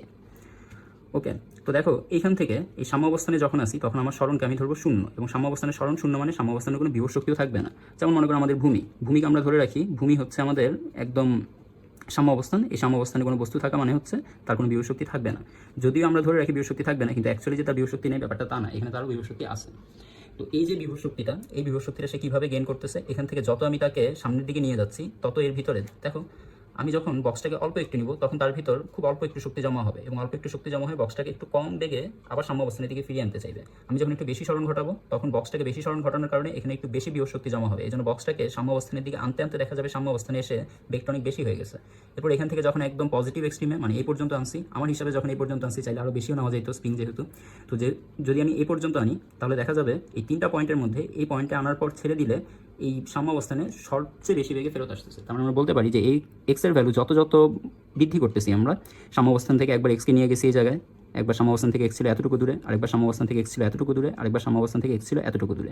তো সাম্য অবস্থান থেকে এক্সকে আমরা যত যত বাড়াচ্ছি তত এটার ভিতর প্রত্যয়নী বলটাও বাড়তেছে। দেখো তো কনসেপ্টটা এই পৃথিবীর বিভব শক্তির মতো, মানে মহাকর্ষ বলের কারণে যে বিভব শক্তিটা জমা হয় সেই বিভব শক্তির মতন অনেকটা। আমরা এই গোলকটাকে যত বেশি উপরে উঠাবো তত তার মধ্যে বিভব শক্তি জমা হবে। গোলকের ভিতর বিভব শক্তি mgh সূত্র অনুযায়ী চলে। তো যেহেতু এই বিভব শক্তিটা এইচের উপর ডিপেন্ড করতেছে, অর্থাৎ এই গোলকটার উচ্চতা যত বৃদ্ধি হবে বিভব শক্তিটাও তত বৃদ্ধি হবে। বিভব শক্তি এখানে কার প্রপোর্শনাল দেখো তো, বিভব শক্তি এখানে বস্তুর ভরও কনস্ট্যান্ট, জিও কনস্ট্যান্ট। এই গোলকটাকে যখন উঠাচ্ছি তখন গোলকের ভর যা আছে তাই থাকবে, এখানেও গোলকের ভর যা আছে তাই, এখানেও গোলকের ভর যা আছে তাই, এখানেও গোলকের ভর যা আছে তাই। গোলকের ভর সব জায়গায় সেম, কিন্তু উচ্চতা কি সব জায়গায় সেম? এখানে উচ্চতা একরকম, এখানে আরেক রকম। তো এখানে উচ্চতাটা পাল্টাচ্ছে। তাহলে আমরা বলতে পারি বিভব শক্তি বা পটেনশিয়াল এনার্জি সবসময় সরণের উপর নির্ভরশীল। এখানে দেখো তো আমাদের বিভব শক্তিটা এই পয়েন্টে যখন ছিল তখন বিভব শক্তি কম, যার কারণে সাম্য অবস্থায় কম বেগে ফেরত আসছে।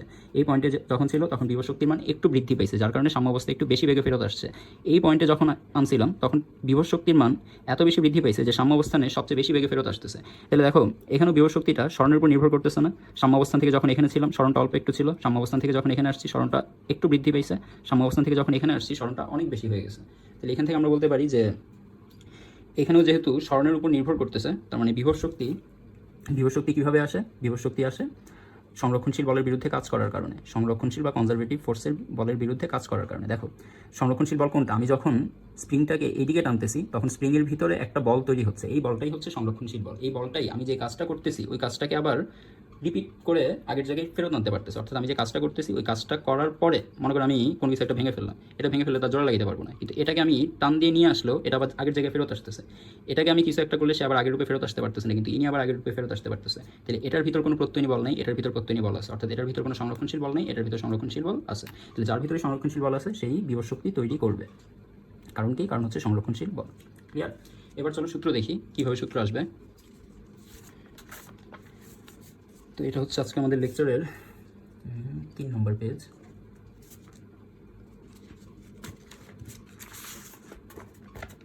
এটা ছিল পেজ নাম্বার 1, পেজ নাম্বার 2, দেন আসবে পেজ নাম্বার 3। আচ্ছা, তো এবার একটু খেয়াল করি এখানে গতিশক্তির জন্য আমরা এখন কী কাজ করবো। আমরা এখন গতিশক্তির জন্য সূত্র নির্ণয় করতে কি করব? গতিশক্তির জন্য আমরা একদম ওভারঅল যে সূত্রটা জানি, আমরা এখন চাইলে সেই সূত্রটা ব্যবহার করতে পারি। গতিশক্তির জন্য আমাদের ওভারঅল সূত্র জানা আছে E কে সমান সমান কাইনেটিক এনার্জি, E কে সমান সমান হাফ mv স্কয়ার। ক্লিয়ার? আচ্ছা, এখন এই ভি এর পরিবর্তে আমরা কি জানি?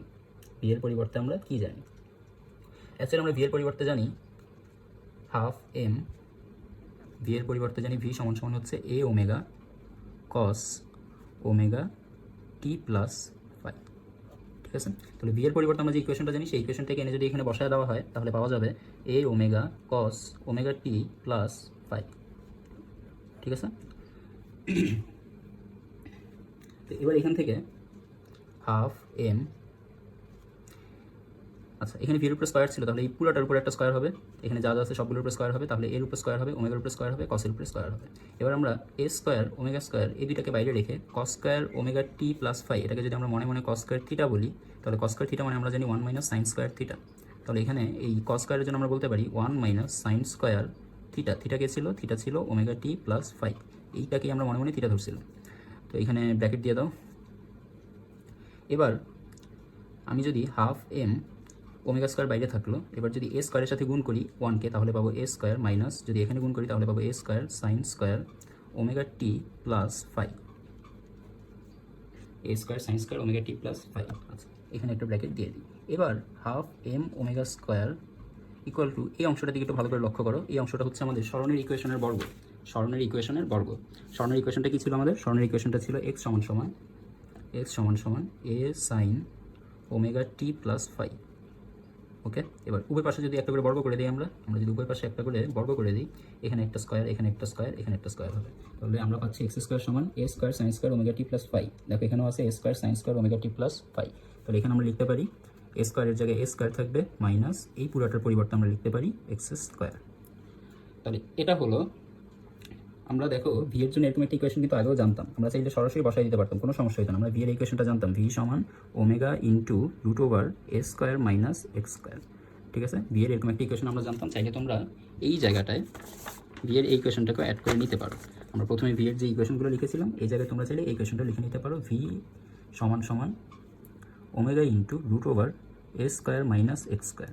এই ইকুয়েশনটা আমরা অনেক জায়গায় ইউজ করবো, তোমরা এই ইকুয়েশনটাকেও লিখে নিতে পারো চাইলে। এখানে আমরা যদি এখানে প্রথমেই বসিয়ে দিতাম ইকে সমান সমান ছিল হাফ এম ভি স্কোয়ার, তো আমরা যদি ভি এর পরিবর্তে ইকুয়েশনটা বসিয়ে দিতাম তাহলে পাইতাম হাফ এম ভি এর পরিবর্তে আছে ওমেগা, তাহলে ভি এর উপরে স্কোয়ার আছে, ওমেগার উপরে একটা স্কোয়ার হবে, এখানে আছে root over a square minus x square. এটাকে আমি বলতে পারি root over a square minus x স্কোয়ারকে, যেহেতু স্কোয়ার করতেছি ভিকে, তাহলে এই ভি এর পুরো ভ্যালুটা স্কোয়ার হলো, ওমেগাও স্কোয়ার হলো, এটার উপরে থেকে রুটটা চলে যাবে, তাহলে এখানে আসবে এ স্কোয়ার মাইনাস এক্স স্কোয়ার। তো আমি চাইলে কাইনেটিক এনার্জির এই সূত্রটা এভাবেও বের করতে পারতাম, কোনো সমস্যা হতো না। ঠিক আছে, জাস্ট ভি এর পরিবর্তে ভি এর এই কোয়েশনটা আমরা যদি বসাই দিই তাহলে আমাদের এই সূত্রটা চলে আসবে, এভাবে কাজ না করলেও হবে, কোনো সমস্যা নেই। এরপর আমরা কী করতে পারি, এরপরে এখানে আবার বসানো যায় হাফ এম ওমেগা স্কোয়ার। একটু আমরা দেখছিলাম ওমেগা স্কোয়ার সমান হচ্ছে কে ডিভাইডেড বাই এম, তাহলে এইখানে আমরা বলতে পারি বা কে ইন্টু কে সমান এম ওমেগা স্কোয়ার। তাহলে এখানে দেখো এম ওমেগা স্কোয়ার আছে, এর পরিবর্তে আমরা বলতে পারি half k a square minus x square. ঠিক আছে, হাফ ইন্টু কে ইন্টু এ স্কোয়ার মাইনাস এক্স স্কোয়ার। তাহলে এখন পর্যন্ত কাইনেটিক এনার্জির কয়টা সূত্র হলো আমাদের কাছে? এখন পর্যন্ত কাইনেটিক এনার্জির সূত্র হলো দুইটা। এটা হচ্ছে একটা সূত্র এবং এটা হচ্ছে একটা সূত্র, দুইটা সূত্রকে আমরা মনে রাখবো। আচ্ছা, তো আমরা এইভাবে লিখতে পারি কাইনেটিক এনার্জি ই কে সমান half k a square minus x square, এটা একটা সূত্র। ই কে সমান হাফ কে এর পরিবর্তে তুমি এম ওমেগা স্কোয়ার লিখতে পারো, কারণ কে সবসময় প্রশ্নে ডিরেক্ট দেওয়া থাকবে না, এম ওমেগা স্কোয়ার আলাদা আলাদাভাবে দেওয়া থাকবে। এখানে থাকবে এ স্কোয়ার মাইনাস এক্স স্কোয়ার। ওকে, 2 নং ইকুয়েশন। আবার তুমি চাইলে কস থিটা টার্মে লিখতে পারো ই কে সমান half m a square omega square cos square omega T plus phi. আচ্ছা, এখানে আমরা আরেকটু কাজ করতে পারি, এখানে চাইলে ই কে সমান হাফ এম ওমেগা স্কোয়ার, এটাকে যদি আমরা কে বলি তাহলে আসবে half k a square into cos square omega T plus phi. এই হচ্ছে আমাদের কাইনেটিক এনার্জি 4টা সূত্র। বুঝতে পারছি?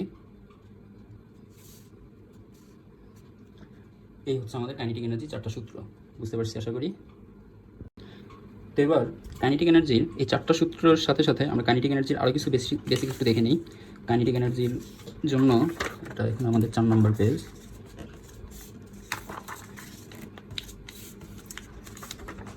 সরলসন্ধিত স্পন্দন এখন আস্তে আস্তে মজা হবে, এখন আস্তে আস্তে সরলসন্ধিত স্পন্দনে অনেক ডিটেলস পাবা, যেগুলো তোমরা আগের বেসিকগুলোর সাথে মিলিয়ে দেখবা যে খুব ক্লিয়ার হয়ে যাচ্ছে সরলসন্ধিত স্পন্দন, এবং সামনের দিকে অনেক ইন্টারেস্টিং হবে আস্তে আস্তে।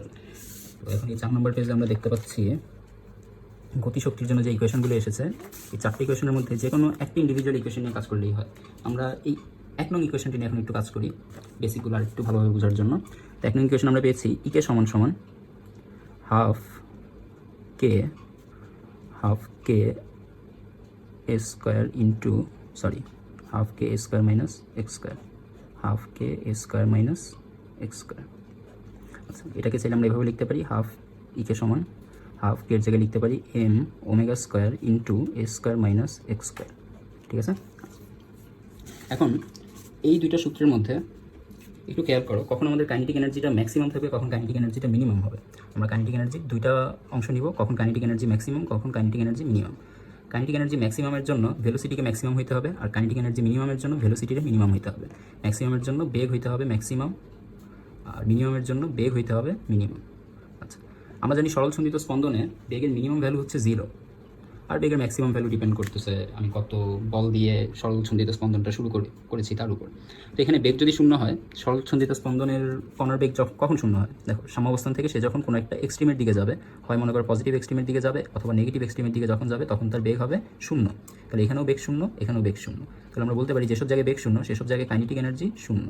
তাহলে কাইনেটিক এনার্জি কোথায় মিনিমাম হচ্ছে একটু দেখো তো, যেখানে এক্স ইকুয়াল টু এ, যেখানে এক্স ইকুয়াল টু এ। দেখো এই পজিটিভ এক্সট্রিম আমাদের স্মরণের মান কত, এই সাম্য অবস্থান থেকে পজিটিভ এক্সট্রিমে যাওয়ার সময় আমার স্মরণের মান হচ্ছে এক্স ইকুয়াল টু প্লাস এ। সাম্য অবস্থান থেকে আমি নেগেটিভ এক্সট্রিমে যাওয়ার সময় আমার এক্সের ভ্যালু হচ্ছে এক্স ইকুয়াল টু মাইনাস এ। তাহলে সাম্য অবস্থান থেকে আমি কোন দিকে যাচ্ছি তার উপর ডিপেন্ড করে সর্বোচ্চ বিস্তারে গেলে প্লাসে অথবা মাইনাসে পাওয়া যাচ্ছে। তাহলে আমরা এখানে যদি x equal to plus minus a বসাই, উভয় ক্ষেত্রেই x equal to plus minus a হলে কাইনেটিক এনার্জি মিনিমাম হবে, ই কে মিনিমাম হবে। কীভাবে মিনিমাম হয় আমরা এই সূত্রের মধ্যে একটু বসালে পেয়ে যাবো।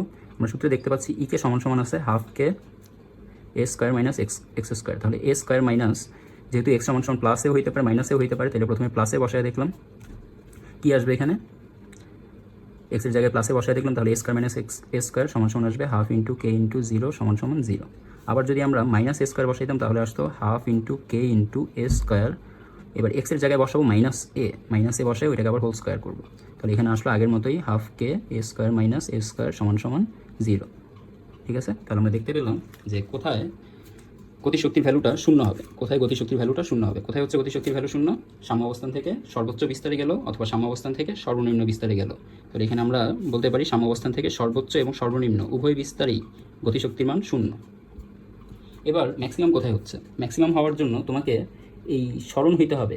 দেখো ভি যখন ম্যাক্সিমাম হয় তখন আমরা জানি স্মরণ থাকে শূন্য, অর্থাৎ কণাটা যখন সাম্য অবস্থানে, কণাটা যখন এই সরল ছন্দিত স্পন্দনের একটা কণার কথা চিন্তা করো, সে উপরে উঠতে উঠতে এই জায়গায় উঠে থেমে গেল, এবার এই জায়গা থেকে নামতে নামতে যখন এই পয়েন্টে আসবে তখনই তো তার বেগটা ম্যাক্সিমাম হবে।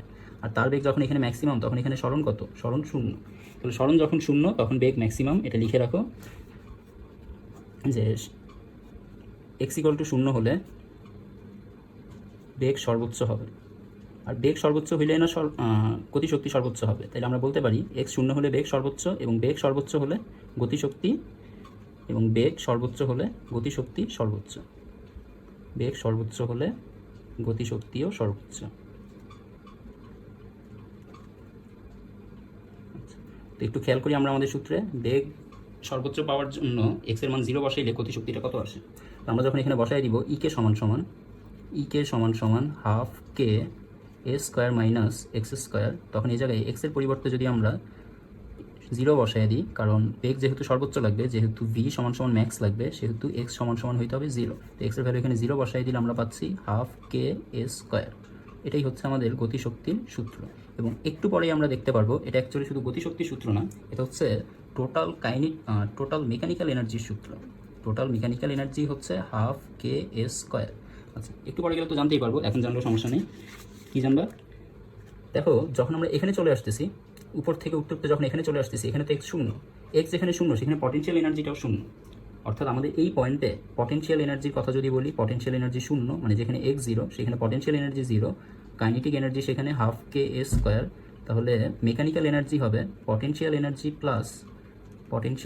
Plus kinetic energy.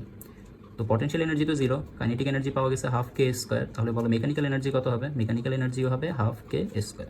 এখান থেকে আমরা দেখতে পাচ্ছি যে সাম্য অবস্থানের জন্য পটেনশিয়াল এনার্জিটা 0। এটা আমরা না জানলেও মোটামুটি আইডিয়া করে নিতে পারি যে ভূমিতে স্মরণ শূন্য বা এইচের মান শূন্য ধরা হয়, ভূমিতে যখন এইচ শূন্য তখন সেখানে বিভব শক্তিও শূন্য। তো ওইটার সাথে মিল রেখে আমরা এখানে ধরলাম যে সাম্য অবস্থানে স্মরণ শূন্য, তাই সাম্য অবস্থানে পটেনশিয়াল এনার্জিটাও শূন্য। জাস্ট আমাদের পুরনো কনসেপ্ট থেকে আমরা আগেভাগে একটা ইনফরমেশন জেনে নিলাম, সমস্যা হবে না। তো এবার চলো সামনে যাই। আমরা কাইনেটিক এনার্জির আরও একটা গুরুত্বপূর্ণ টপিক, সেটা হচ্ছে গ্রাফ কাইনেটিক এনার্জি, সেটা একটু দেখে ফেলি। কাইনেটিক এনার্জির গ্রাফ দেখো পরে, graph of kinetic energy.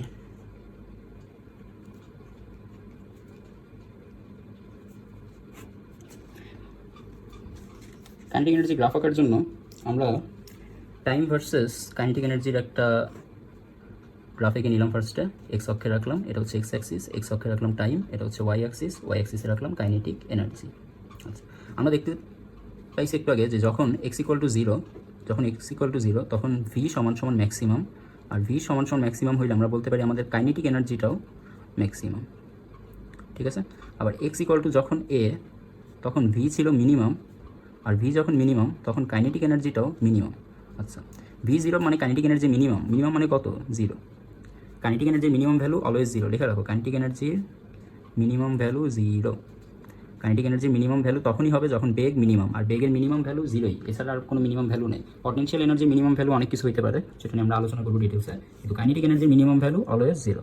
Kinetic এনার্জির মিনিমাম ভ্যালু সর্বদা জিরো,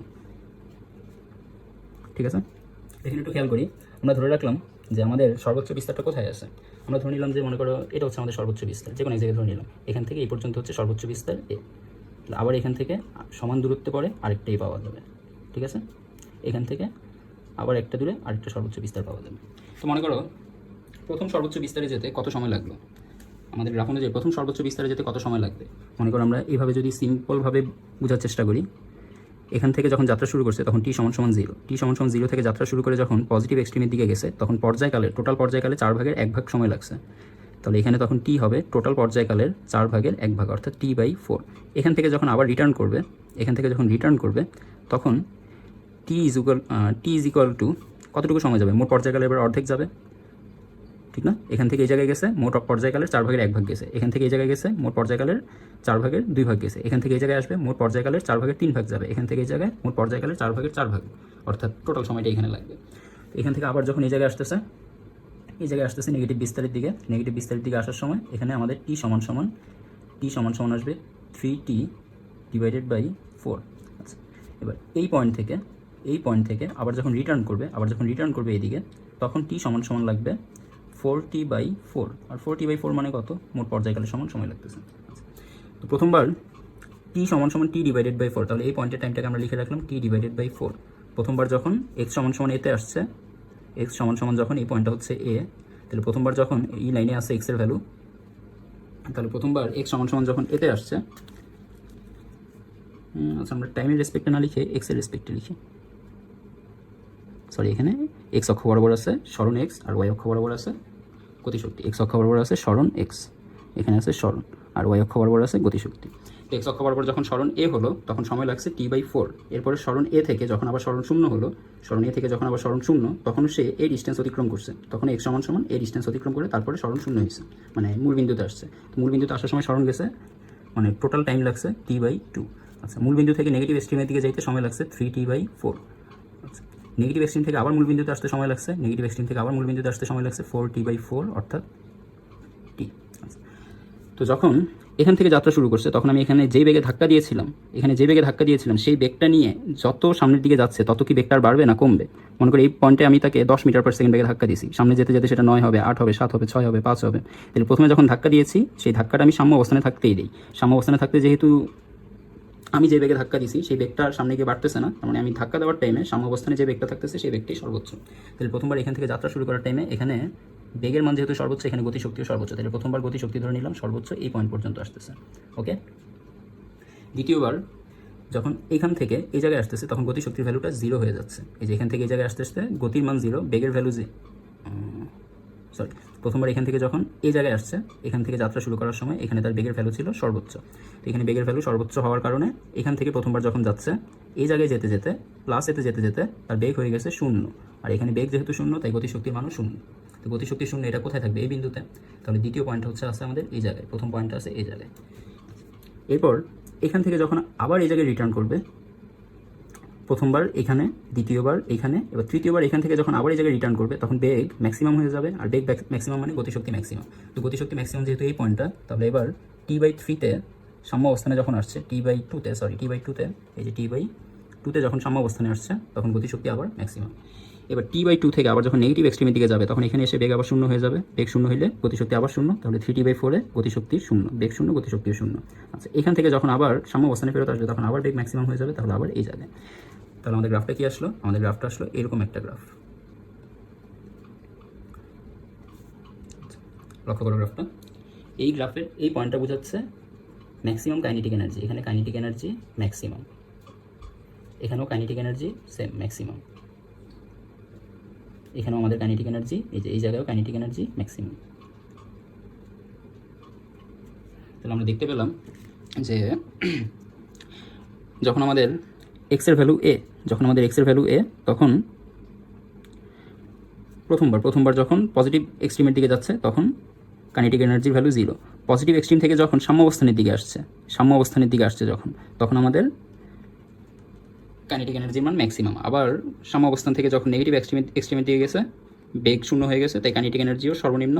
আবার এখান থেকে যখন পজিটিভ এক্সট্রিমের দিকে যেতে যেতে যখন মিনিমাম সাম্যাবস্থানের দিকে আসছে, মিন পজিশনের দিকে আসছে, এখান থেকে পজিটিভ এক্সট্রিমের দিকে যেতে যেতে যখন সাম্যাবস্থানে আসছে, তখন আবার বেগ ম্যাক্সিমাম। এখান থেকে দেখতে পাচ্ছি যখনই আমার সরণটা প্লাস a/2 অথবা মাইনাস a/2-তে আছে, দেখো এটা হচ্ছে আমার প্লাস এই বিন্দুটা হচ্ছে সাম্য অবস্থান।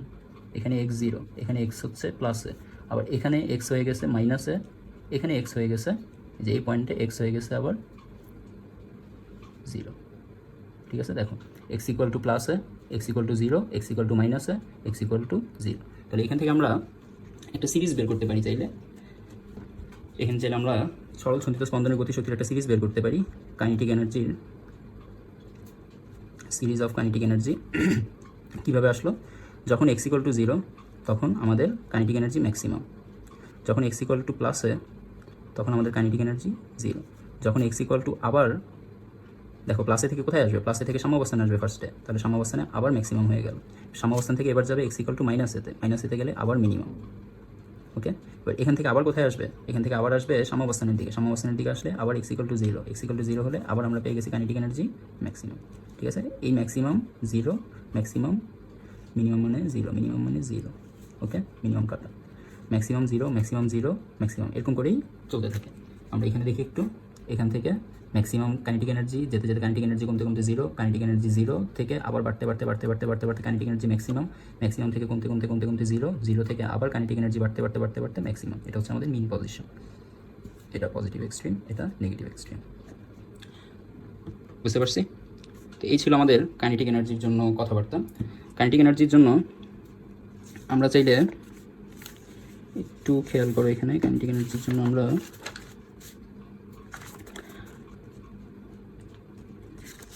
লিখেছি, আচ্ছা, এই কোয়েশনটাকে আমরা কাইনেটিক এনার্জির জন্য এভাবে মনে রাখতে পারি। এটা kinetic energy with respect of t. দেখো এখানে কাইনেটিক এনার্জিটা যখন বের করতেছি, কাইনেটিক এনার্জির সাথে টি এর একটা রিলেশন আছে। তাহলে এই দুটো সূত্রকে আমরা kinetic energy with respect to t বলতে পারি, উইথ রেসপেক্ট টু টি বলতে পারি। ঠিক আছে, এই দুটো ইকুয়েশন যখনই আমাদেরকে টাইমের পার্সপেক্টিভে কাইনেটিক এনার্জি বের করতে বলবে, তখন আমরা এই দুটো ইকুয়েশনের কথা চিন্তা করব। আর এই দুটো ইকুয়েশনে দেখো, এখানে কাইনেটিক এনার্জি সরণের উপর ডিপেন্ডেন্ট। বিস্তার দুই জায়গায় আছে, বিস্তার এই কোয়েশনের মধ্যেও আছে, এই কোয়েশনের মধ্যে বিস্তার আছে। এই কোয়েশনের মধ্যে এক্সকে পাচ্ছি না, কিন্তু এই কোয়েশনের মধ্যে এক্সকে পাচ্ছি। তাহলে এখানে হচ্ছে কাইনেটিক এনার্জি কার উপর ডিপেন্ডেন্ট? এখানে কাইনেটিক এনার্জি সরাসরি, এখানেও এক্সের উপর ডিপেন্ডেন্ট, তবে সরাসরি না, ইনডিরেক্টলি। এখানে সরাসরি সরণের উপর ডিপেন্ডেন্ট। তাহলে আমাদেরকে kinetic energy with respect two যখন ডিসপ্লেসমেন্ট জিজ্ঞেস করবে বা সরণ জিজ্ঞেস করবে, তখন আমরা এই দুটো সূত্রকে মাথায় রাখবো। ক্লিয়ার? আচ্ছা, এবার আমাদের একটা সূত্র বাকি আছে, সেটা হচ্ছে পটেনশিয়াল এনার্জি। চলো এবার আমরা পটেনশিয়াল এনার্জিটা শুরু করি।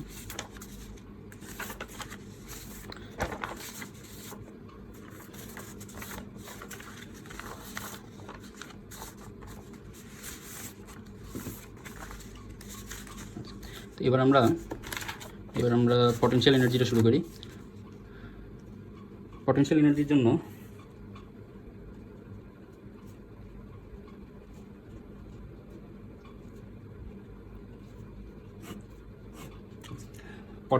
জন্য আমরা জানি যখনই কনজারভেটিভ ফোর্স দ্বারা পটেনশিয়াল এনার্জি হিসাব হবে, তখন পটেনশিয়াল এনার্জি হচ্ছে বিভব শক্তির পরিবর্তন সমান। আমরা তোমাদেরকে পঞ্চম অধ্যায় পড়ানোর সময় ক্লাসে এই জিনিসটা খুব ডিটেলসে পড়াইছিলাম।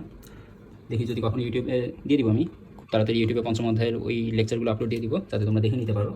পঞ্চম অধ্যায়ের বিভব শক্তির টপিকটা যখন করাবো বা ইউটিউবে আপলোড দিব, তখন তোমরা দেখে নিতে পারবো যে বিভব শক্তির পরিবর্তন মানে হচ্ছে minus of work done by conservative force, বা সংরক্ষণশীল বল দ্বারা কৃত কাজ।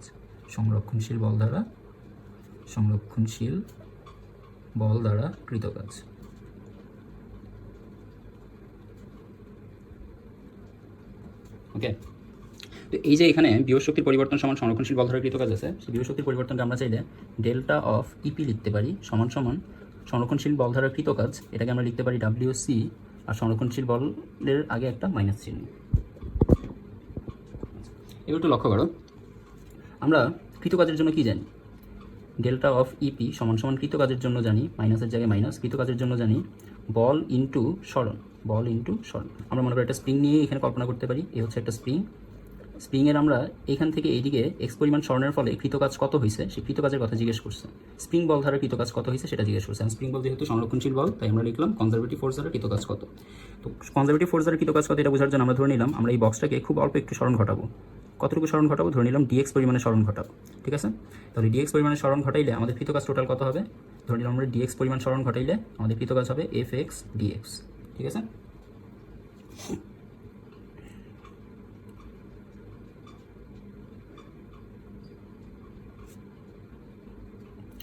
এবার এখানে আমরা টোটাল কাজের জন্য ধরে নিলাম সাম্যাবস্থানে আমাদের এক্স হচ্ছে 0।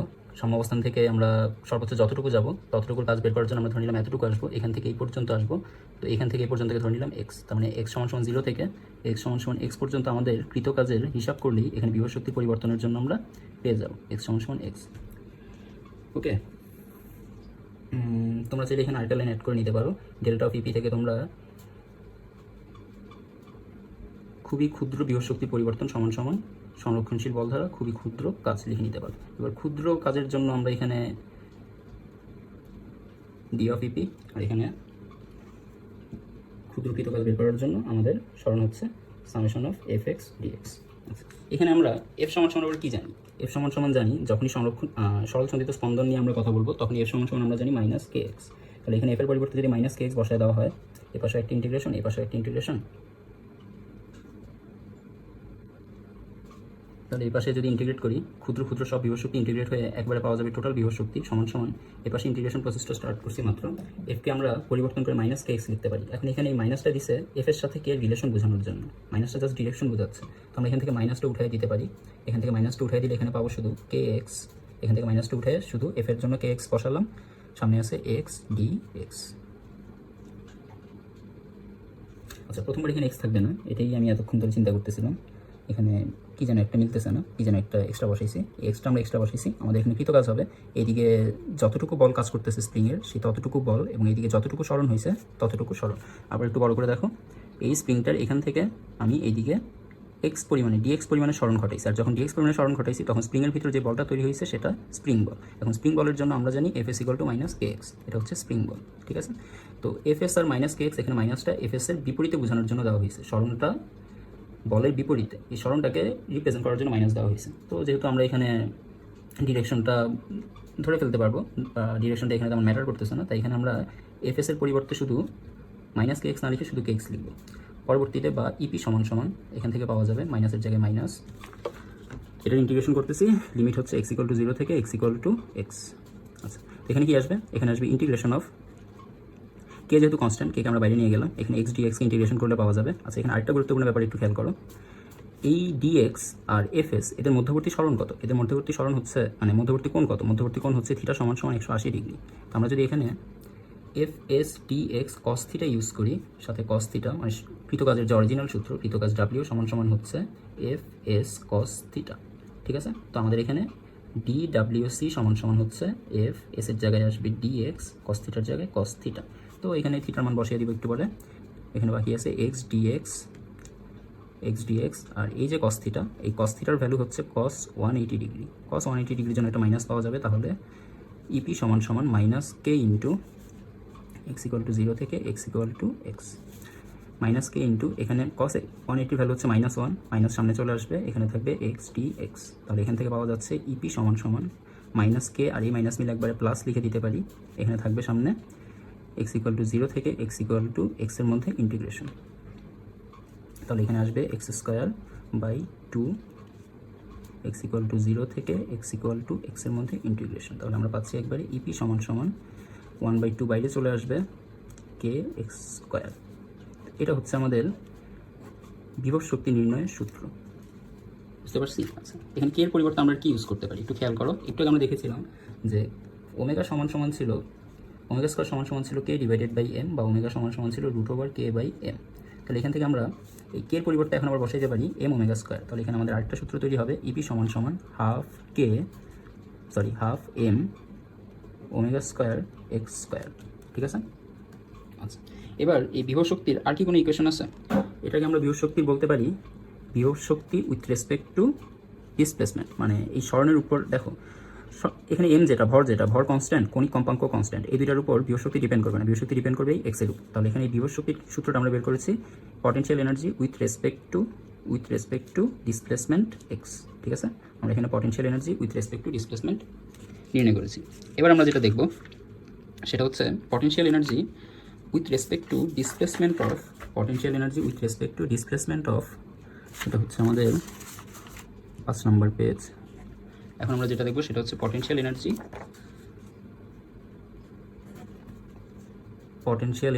উইথ রেসপেক্ট টু টাইম, মানে সময়ের সাপেক্ষে potential energy with respect to time. আচ্ছা, সময়ের সাপেক্ষে পটেনশিয়াল এনার্জি বোঝার জন্য একটু আগে আমরা পেলাম পটেনশিয়াল এনার্জি ইপি সমান হাফ কে এক্স স্কোয়ার। এখান থেকে আমরা পাচ্ছি ইপি সমান হাফ কে এক্সের জন্য আমরা জানি এক্স সমান ছিল এ সাইন ওমেগা টি প্লাস ফাই। কখন? সবসময় কিন্তু এই সূত্র না, যখন টি সমান 0-তে এক্স ইকুয়াল টু 0 থেকে ধনাত্মক দিকে যাত্রা শুরু করবে, যখন যাত্রা শুরু করবে শুধুমাত্র তখন এর জন্যই এই সূত্রটা আমরা এখানে ডিটেলসে লিখে রাখছি কখন এই সূত্রটা কাজে লাগবে। এখানে ডিটেলস দেখিয়েছিলাম প্রথম পেজে, এখানে ডিটেলস দেখিয়েছিলাম, তোমরা একটু দেখে নিতে পারো। তো এখানে এক্সের পরিবর্তে আমরা যদি এখন এক্সের এই ভ্যালুটা বসাই দিই তাহলে আসবে এ স্কোয়ার সাইন স্কোয়ার ওমেগা টি প্লাস ফাই। আচ্ছা, এই যে ইকুয়েশনটা আমরা পেলাম, এখানে এই যে ইকুয়েশনটা আমরা পেলাম, এই ইকুয়েশনটাকে আমরা বলবো potential energy with respect to time. এটাকে বলবো potential energy with respect to time.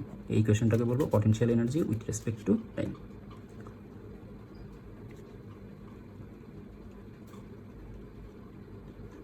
ঠিক আছে, আচ্ছা, তাই এখান থেকে আবার আরেকটা সূত্র বের করতে পারি, ইপি সমান হাফ কে, কে এর পরিবর্তে যদি এম ওমেগা স্কোয়ার ইউজ করি তাহলে আসবে এম ওমেগা স্কোয়ার এ স্কোয়ার সাইন স্কোয়ার ওমেগা টি প্লাস ফাই।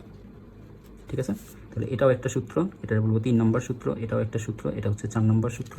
এখানে সূত্র রেখেছি, এটাকে বলবো 1 নম্বর সূত্র, এটাকে বলবো 2 নম্বর সূত্র। তাহলে এখন পর্যন্ত আমরা গতিশক্তিরও 4টা সূত্র দেখেছি, বিভব শক্তিরও 4টা সূত্র দেখেছি। আলাদা আলাদাভাবে 4টা সূত্র মনে রাখতে হবে তোমাদের। অ্যাকচুয়ালি একটা সূত্র মনে রাখলে তুমি বাকি 4টা সূত্র মনে রাখতে পারবা, বাকিগুলোর কোনো ব্যাপার হবে না। তো এবার পটেনশিয়াল এনার্জি আর কাইনেটিক এনার্জি দুইটা মিলে যে মেকানিক্যাল এনার্জি হয়, সেই মেকানিক্যাল এনার্জির ভ্যালু বের করতে হবে, যান্ত্রিক শক্তি। চলো এবার যান্ত্রিক শক্তি।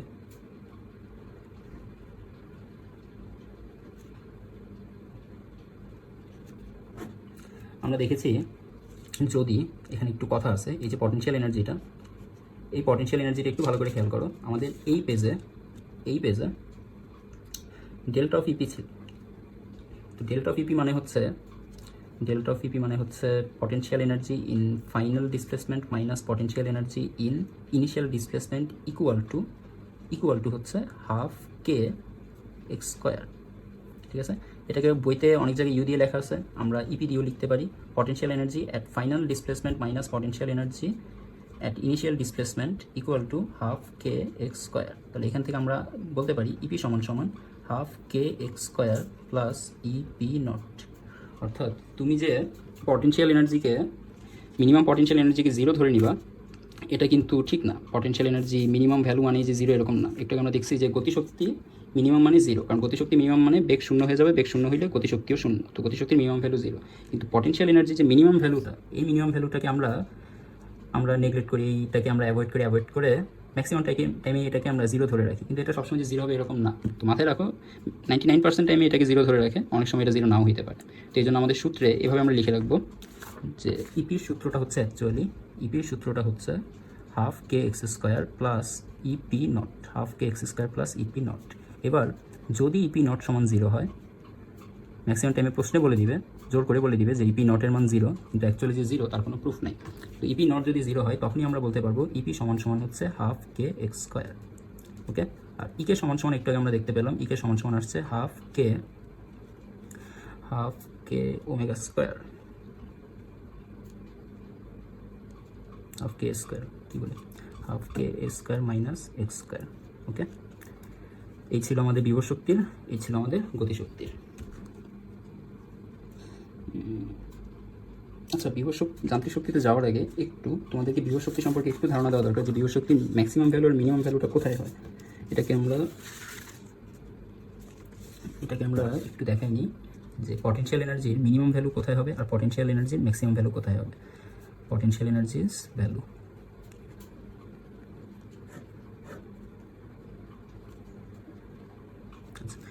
পটেনশিয়াল এনার্জি ম্যাক্সিমাম ভ্যালু হবে যখন এক্স ইকুয়াল টু এ, আর মিনিমাম ভ্যালু হবে যখন এক্স ইকুয়াল টু 0। ঠিক আছে, পটেনশিয়াল এনার্জি সূত্র কি পেয়েছি? পটেনশিয়াল এনার্জি সূত্র ইপি সমান সমান হাফ কে এক্স স্কোয়ার অথবা ইপি সমান সমান half M omega square X square. ঠিক আছে, এটা হচ্ছে এক্সের রেসপেক্টে পটেনশিয়াল এনার্জি। চাইলে টাইমের রেসপেক্টও লেখা যায়, এটা দিয়ে হিসাব করলেও হয়, ওইটা দিয়ে হিসাব করলেও হয়, ব্যাপার না। তো এখানে যদি আমরা এক্সের ভ্যালু এ বসাই তাহলে পটেনশিয়াল এনার্জি ম্যাক্সিমাম ভ্যালু পাওয়া যাবে ইপি সমান সমান এক্সের ভ্যালু এ বসাইলে। আচ্ছা, এক্সের ভ্যালু প্লাস এ তো যা হবে মাইনাস এ তো তাই হবে। বিস্তারের সর্বোচ্চ দিকে যেতে যেত মানে সাম্যাবস্থান থেকে সর্বোচ্চ বিস্তারে গেলে এক্স সমান সমান প্লাসে, সাম্যাবস্থান থেকে বিস্তারের এইদিকে আসলে এটাকে আমরা বলবো সর্বোচ্চ, মানে নেগেটিভ দিকে সর্বোচ্চ বিস্তার আসলে এটাকে বলবো মাইনাস। তো বিস্তার প্লাস মাইনাস যেটাই হোক না কেন পটেনশিয়াল এনার্জি উভয় ক্ষেত্রে ম্যাক্সিমাম, কারণ এখানে বর্গ হচ্ছে। তাহলে আমরা বলতে পারি হাফ ইন্টু কে ইন্টু এক্সের জায়গায় যদি প্লাসে বসাই দিই তাহলে ইপি সমান হাফ কে এক্স স্কোয়ার। এটা হচ্ছে ইপির ম্যাক্সিমাম ভ্যালু। ইপির আরেকটা ম্যাক্সিমাম ভ্যালু যদি x equal to minus a হয় তখন পাওয়া যাবে ইপি ম্যাক্স সমান half k minus a square সমান সমান এখানেও আসবে half k a square. Clear? Minimum ভ্যালুর জন্য কী হবে? মিনিমাম ভ্যালুর জন্য এক্স সমান সমান 0, তাহলে ইপির মিনিমাম ভ্যালু আমরা পাচ্ছি এক্স সমান সমান 0 হলে ইপির মিনিমাম ভ্যালু পাচ্ছি half K X square plus EP naught. এখানে একটি ইপি নট আমরা অ্যাড করে দিই। ইপি নট হচ্ছে প্রথমে যেই পজিশনে ছিল, যেই পজিশন থেকে তাকে তুমি উঠায় নেওয়া শুরু করছো, সেই পজিশনে তার যেই বিভব শক্তি ওইটাকে আমরা বলবো ইপি নট। অর্থাৎ সাম্য অবস্থানে যে বিভব শক্তি ওইটাকে বলবো ইপি নট। সাম্য অবস্থানে যে সবসময় বিভব শক্তি শূন্য হবে এরকম না ব্যাপারটা। তো যখন এক্স ইকুয়াল টু 0 তখন আমরা পাচ্ছি ইপি সমান সমান, এখানে এক্সের মান 0 বসাই দিলে এই রাশিটা পুরোটা 0 হয়ে যাবে, তখন ইপি সমান সমান 0 প্লাস ইপি নট। এখন ইপি নটটাকেও যদি 0 বলে দেয় তখনই তুমি কেবলমাত্র ইপি সমান সমান 0 বলতে পারবা, আদারওয়াইজ পারবা না। তো এক্স ইকুয়াল টু 0-তে কথা হচ্ছে এক্স ইকুয়াল টু 0-তে ইপি ফাইনাল সমান ইপি নট প্লাস 0। তো এই 0টা কোত্থেকে আসছে? এখান থেকে। আর এই ইপি নট এটার ভ্যালু যদি 0 আসে তাহলে তো হয়েই গেল। তো এবার মেকানিক্যাল এনার্জি খেয়াল করো। মেকানিক্যাল এনার্জি পাওয়া যাচ্ছে, মেকানিক্যাল এনার্জির জন্য আমাদের কনসেপ্ট হচ্ছে potential energy plus kinetic energy, kinetic energy plus potential energy. আচ্ছা, কাইনেটিক এনার্জির জন্য সূত্র পাওয়া গেছে half k a square minus x square, R potential এনার্জির জন্য সূত্র পাওয়া গেছে হাফ কে এক্স স্কোয়ার। তো এই দুটোকে যদি আমরা যোগ করি এখন তাহলে পাবো half k a square minus half K X square plus half K X square. এই দুটো কাটাকাটি আসলে এখানে হাফ কে এ স্কোয়ার। এটাই হচ্ছে আমাদের মেকানিক্যাল এনার্জির সূত্র। এই যে আমরা প্রথমে ক্লাসে দেখাইছিলাম যেরকম একটা সূত্র আমরা পাবো, এই হলো সেই সূত্রটা মেকানিক্যাল এনার্জির। বুঝতে পারছি? এবার আমাদের গ্রাফটা বাকি আছে, শুধু আর একটা জিনিসই বাকি আছে, গ্রাফ। চলো গ্রাফটা দেখে ফেলি, এখানেই দেখে ফেলি না, এখানেই দেখে ফেলি চলো গ্রাফটা। তো গ্রাফ বোঝার জন্য, পটেনশিয়াল এনার্জি আর মেকানিক্যাল এনার্জি গ্রাফ বোঝার জন্য আমরা প্রথমে এরকম একটা, আচ্ছা পটেনশিয়াল এনার্জি গ্রাফটা একটু এঁকে ফেলি আগে, তারপরে মেকানিক্যাল এনার্জি গ্রাফে যাব। Potential energies graph, potential energy গ্রাফটা কীরকম হবে? এদিকে থাকলো সরণ এক্স, এদিকে থাকলো পটেনশিয়াল এনার্জি। ওকে, আচ্ছা যখন এক্স ইকুয়াল টু 0, যখন এক্স ইকুয়াল টু 0 তখন কী হবে? যখন এক্স ইকুয়াল টু এ, এখানে এক্স ইকুয়াল টু এতে আসছে আর এখানে টাইম হচ্ছে t/4, এখানে হচ্ছে এক্স ইকুয়াল টু আবার 0-তে আসছে, এখানে টাইম হচ্ছে t/2, এখানে এক্স ইকুয়াল টু মাইনাস এতে আসছে, এখানে টাইম হচ্ছে 3t/4, আর এইখানে এক্স ইকুয়াল টু আবার 0-তে আসছে, এখানে টাইম হচ্ছে 4t/4 অর্থাৎ শুধু টি। ওকে, এখান থেকে দেখানো আরেকবার। প্রথমবার সরল দোলক এখান থেকে যাত্রা শুরু করছে, এখান থেকে এই পর্যন্ত গেছে। ওকে, তাহলে প্রথমবার কোথায় আসছে? এক্স ইকুয়াল টু এতে, টাইম লাগছে এখানে টোটাল পর্যায়কালে 4/1 দ্বিতীয়বার আসছে এক্স ইকুয়াল টু 0-তে, যখন এক্স ইকুয়াল টু এখান থেকে এক্স ইকুয়াল টু 0-তে আসছে যখন, তখন টাইম হয়েছে মোট পর্যায়কালের 2/1। এখান থেকে যখন এই জায়গায় আসছে তখন এক্স ইকুয়াল টু মাইনাস এ হয়েছে, টাইম লাগছে 3t/4। এবার এখান থেকে আবার যখন সাম্যাবস্থানে আসছে এক্স ইকুয়াল টু 0 হয়েছে, টাইম হয়েছে 4t/4। আচ্ছা, যখন এক্স ইকুয়াল টু 0 আমরা একটু দেখতে পাইছিলাম, যখন এক্স ইকুয়াল টু 0 কোথায় গেল? যখন এক্স ইকুয়াল টু 0 তখন আমাদের পটেনশিয়াল এনার্জি হচ্ছে মিনিমাম, আর যখন এক্স ইকুয়াল টু প্লাস মাইনাসে তখন পটেনশিয়াল এনার্জি ম্যাক্সিমাম। তাহলে এখানে আমরা বসাই দিই, যখন এক্স ইকুয়াল টু 0 তখন পটেনশিয়াল এনার্জি এই জায়গাটাতেই থাকবে, যখন এক্স ইকুয়াল টু এ তখন পটেনশিয়াল এনার্জি ম্যাক্সিমাম ধরি, এটাই হচ্ছে পটেনশিয়াল এনার্জি ম্যাক্সিমাম ভ্যালু। এদিকেও একটা ম্যাক্সিমাম ভ্যালু আছে, আচ্ছা উপরেই থাকবে নিচে থাকবে না। আবার যখন এক্স ইকুয়াল টু 0 তখন পটেনশিয়াল এনার্জি মিনিমাম, তার মানে এই জায়গায়। আবার যখন এক্স ইকুয়াল টু মাইনাসে পটেনশিয়াল এনার্জি ম্যাক্সিমাম, আবার যখন X equal to 0 potential energy minimum এই জায়গায়। তাহলে এইভাবে গেলে এবার লাইনটা লক্ষ্য করো।